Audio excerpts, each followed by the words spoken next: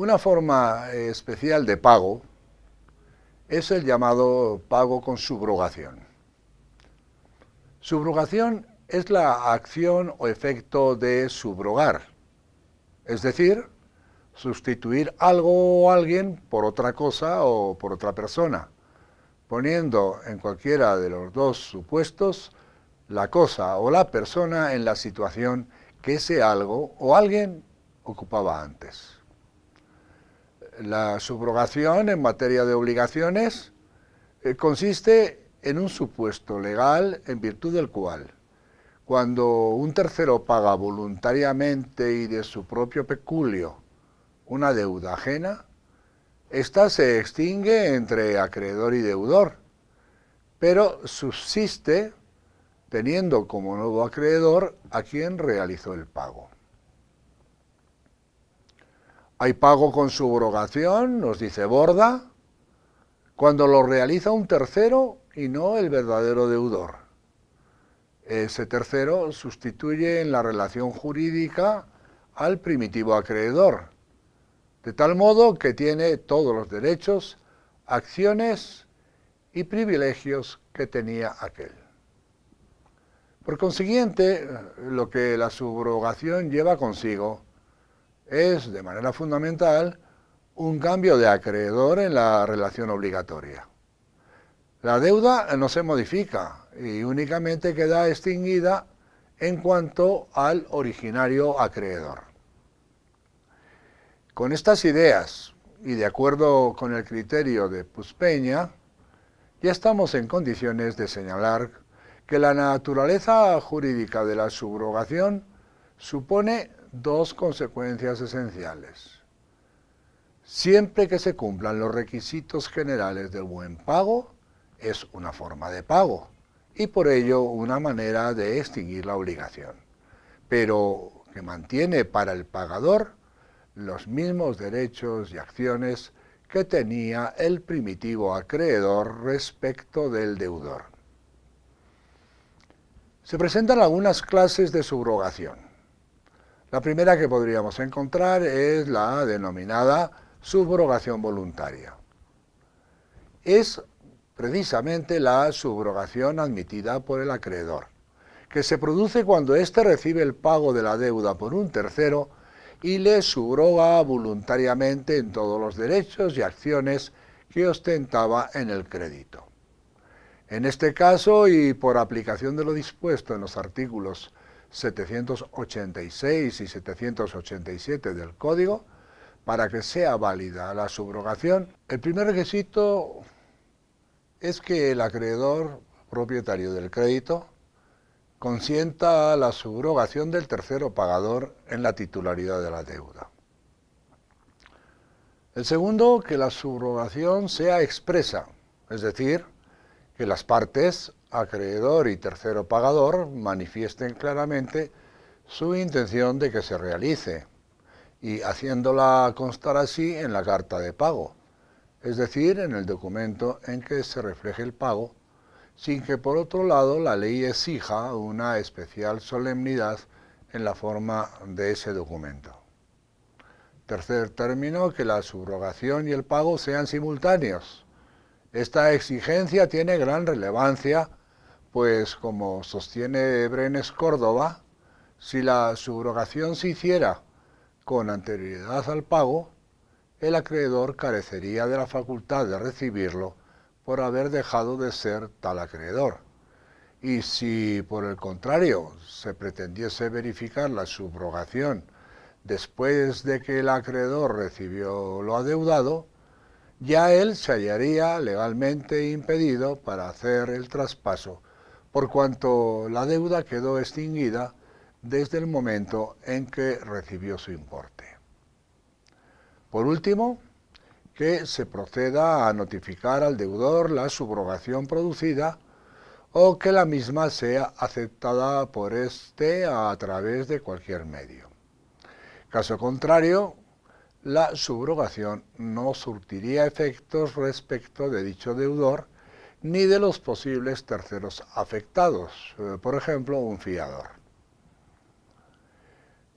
La segunda clase de subrogación que podemos encontrar es la subrogación forzada o subrogación promovida por el deudor, que nos presenta una excepción a la regla general de que el acreedor no está obligado a subrogar al tercero pagador, pues es el deudor quien, por su solo consentimiento, fuerza la subrogación sin el consentimiento del acreedor. La regula el artículo 788 del Código Civil para el supuesto de aquel deudor que desee cancelar una deuda por medio de un préstamo concedido por un tercero. Realizado el préstamo para este fin, con las condiciones legales y sin que medie la aceptación del acreedor, se produce la subrogación del prestamista en los derechos y acciones de aquel. El deudor ahora no es deudor del prestamista a consecuencia del préstamo obtenido, sino en virtud de la deuda original que mantenía con el primitivo acreedor. Por fin, la subrogación legal, que es a la que se refiere el artículo 790 del Código Civil, estableciendo dicho precepto que la subrogación se opera totalmente y de pleno derecho en los supuestos que específicamente relaciona y que se producen en algunas situaciones a favor de quien paga por el deudor una obligación concreta. Debe entenderse del análisis de estos casos que o bien existe una obligación legal de pago de la persona que lo efectúa, o bien un interés importante para ella en hacerlo.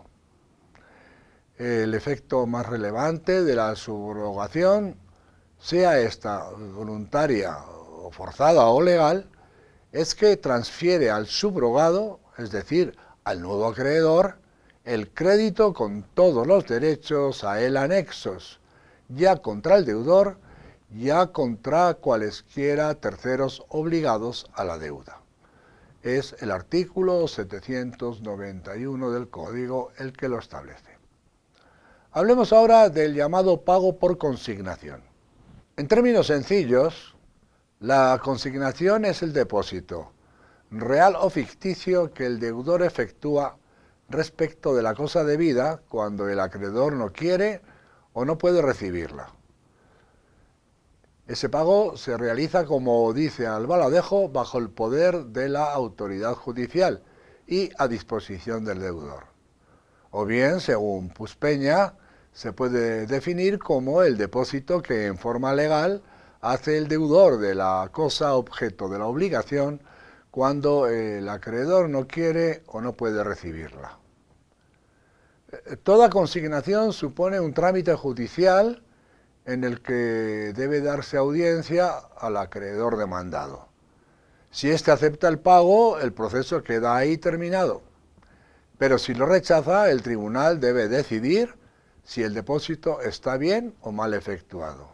Este mecanismo, en lo sustantivo, viene regulado en los artículos 797 a 802 del Código Civil y en lo adjetivo por los trámites de la actividad judicial no contenciosa de los artículos 889 a 896 del vigente Código Procesal Civil de Costa Rica, teniendo además como efecto de singular trascendencia producir lo que se llama la mora del acreedor.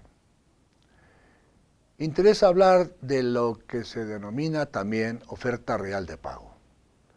Determina el párrafo primero del artículo 889 del Código Procesal Civil que para poder producirse la consignación con el deseado efecto de liberación de lo debido, es necesario que el deudor haga ofertas de pago al acreedor. La forma y el lugar de realizarse estas ofertas vienen regulados en dicho precepto y en los siguientes artículos 890, 891 y 892 del mismo texto legal. Entiende Brenes Córdoba la necesidad de que las ofertas de pago sean efectivas, debiendo comprender la totalidad de la deuda líquida y exigible con sus intereses y los de vengare, computados hasta el día de la consignación.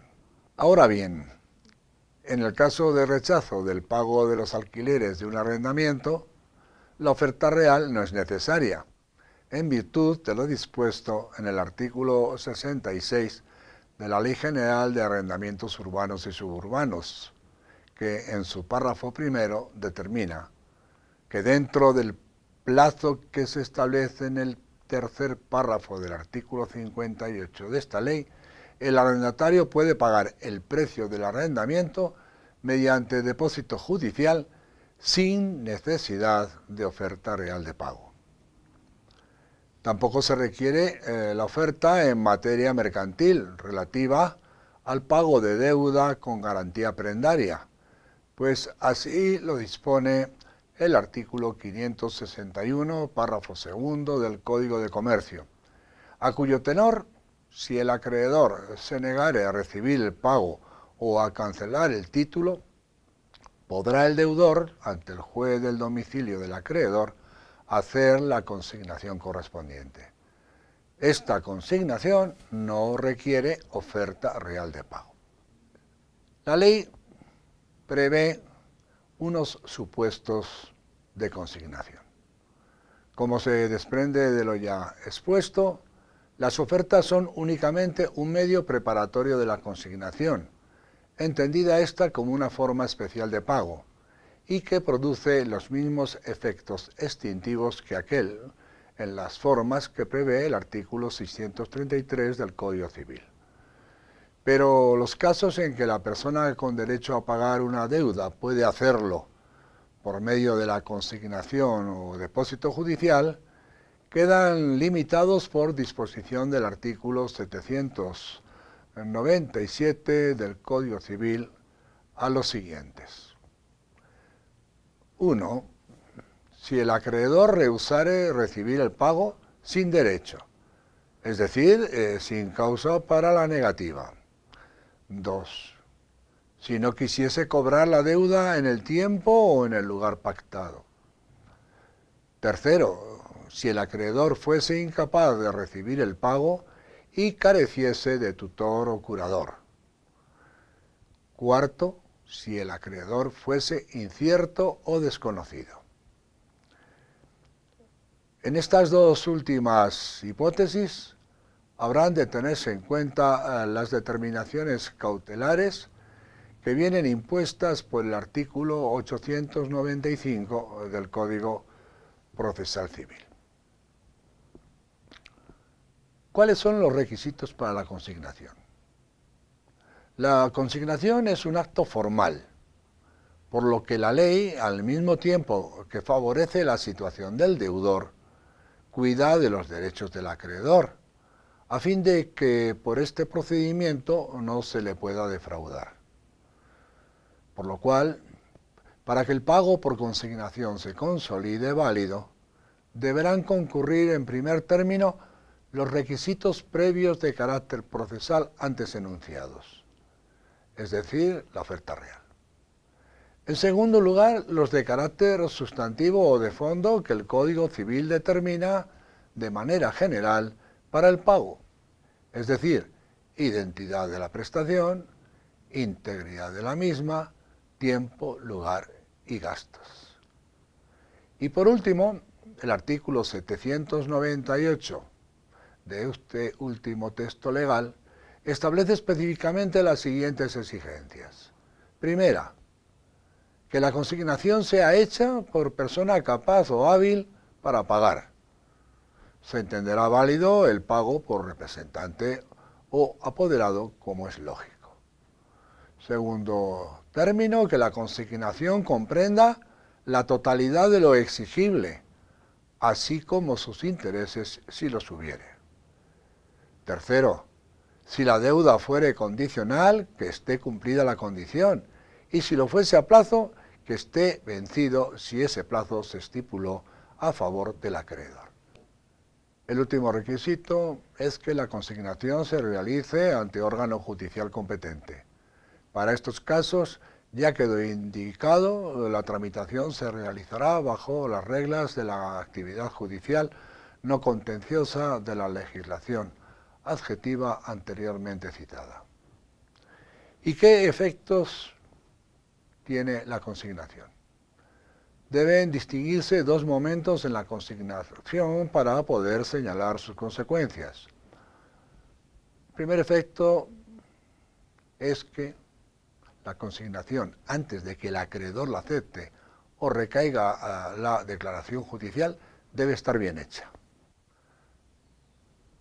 Si el depósito no fuere contestado o siéndolo fuese confirmado por sentencia, la cosa quedará a riesgo del acreedor y la obligación extinguida con carácter retroactivo a la fecha del depósito. Así lo establece el artículo 799 del Código Civil. Y mientras el depósito no haya sido aceptado por el acreedor o confirmado por sentencia, el deudor puede retirarlo. Artículo 800 del mismo Código. En cuanto a los efectos de la consignación, después de que haya sido aceptada por el acreedor o haya obtenido la declaración judicial de estar bien hecha, si después de la sentencia la cosa fuese retirada por el consignante con la conformidad del acreedor, pierde éste todo derecho de preferencia que sobre ella tuviera, quedando igualmente desobligados los codeudores y fiadores. Y por fin, los gastos de la consignación serán de cuenta del acreedor siempre que el depósito sea reputado válido en la sentencia que se dicte. Esos son los artículos 801 y 802 del Código Civil. Una nueva forma de pago o una situación de pago irregular es el pago indebido. Viene regulado en los artículos 803, 804 y 805 del Código Civil, es decir, el pago hecho sin causa o por simple error, y que faculta al que pagó para reclamar lo pagado, produciendo este cuasicontrato la anulación del pago hecho bajo dichas circunstancias y la restitución de las cosas al mismo estado en que se encontraban antes de que el pago se produjera. El pago de indebido es el último de los cuasicontratos que relaciona el artículo 1044 del Código Civil, y es de destacar que de todos los cuasicontratos que en tal precepto se enuncian, el pago indebido es el único que no tiene su origen en un hecho lícito tácitamente consentido. Aquí se trata siempre de un error, como establece el párrafo primero del artículo 803, un error de hecho o de derecho, o por cualquier otro motivo, y se basa en un principio de equidad admitido generalmente y que se concreta en el aforismo de que nadie debe enriquecerse con perjuicio de otro. ¿Cuáles son los efectos del pago indebido? Primero, pago efectuado por error de hecho o de derecho. El efecto más importante es la acción de repetir lo pagado contra quien lo percibió. Artículo 803, párrafo primero del Código Civil. Segundo, la acción contra el deudor, pudiendo intentarse las acciones del acreedor en el supuesto que éste, con buena fe y en razón del pago, hubiere suprimido o destruido el justificante necesario para que el cobro de la deuda sea posible. Artículo 803, párrafo segundo del Código Civil. Otra, la acción contra quien con mala fe recibió el pago a fin de obtener no solo la devolución de la cosa, sino también sus intereses y frutos con efectos retroactivos al momento del pago. Artículo 804, párrafo primero. También acción para la reclamación del valor real de la cosa a quien la recibió con mala fe en el caso de pérdida o enajenación de aquella, así como para la indemnización de los deterioros que hubiera podido sufrir, aunque la pérdida o daños tuvieran su origen en un caso fortuito, a menos que se acreditase que hubiesen sucedido cualquiera de ambos eventos, estando la cosa en poder del propietario. Dispuesto así en el artículo 804, párrafo segundo. en orden al pago efectuado por cualquier otro motivo distinto al error.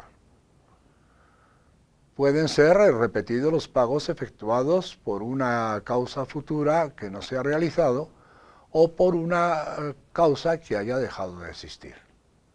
También pueden ser repetidos los pagos que hayan tenido lugar en razón de una causa contraria a la ley, al orden público o a las buenas costumbres, o aquellos que han sido obtenidos por medios ilícitos.